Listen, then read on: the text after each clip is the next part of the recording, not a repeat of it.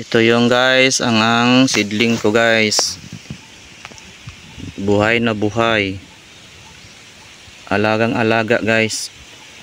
Isprayan ko dito guys ng disease guys para dili siya kauna ng udlot guys. Yan o. Ang ganda guys o. Yan ang ating itanim guys sa Picas area. Ano guys, 500 kabok ni guys. Isprayan ko disease tapos may kasamang abono. Kaya ito siya ang nangyari. Green na green. Grabe kagandang turok niya guys, tambokay guys oh. Kaya sana balang araw makaharvest tayo guys. Itong seedling na to guys. Kaya pray lang natin guys na makalampos siya guys. Yan ang seedling natin ngayon. Yan, itanim ko na guys mga December ko itanim to guys. Giseedling ko pero ito na siya nangyari ngayon, dagko na. Bali February na tayo ngayon. O lagi February. Ito na siya ngayon guys oh. Grabe katambok ang seedling natin. Yan. Grabe kaganda.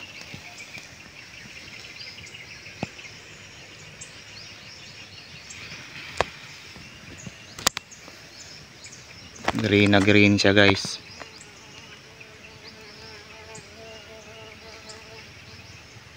Ang ating seedling ngayon. Tambok ayo.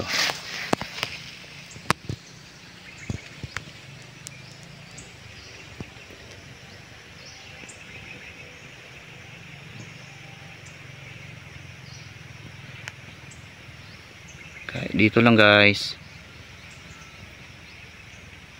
Ito guys sa bukid. Yan. Yan guys. Balik work na po tayo guys. Ito yung payag ko dito sa bukid guys. Ano yung abuhan guys oh. Yan oh. Ito yung abuhan natin guys.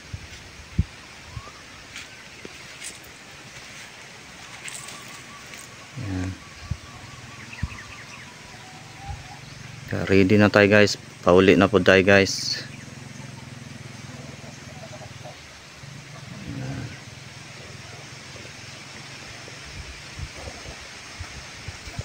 Kahoy ang aming payag sa bukid. Yan ang kapaligiran dito guys sa bukid. Fresh na fresh. Grabe ko. Presko ang hangin. Sarap mamuyo sa bukid.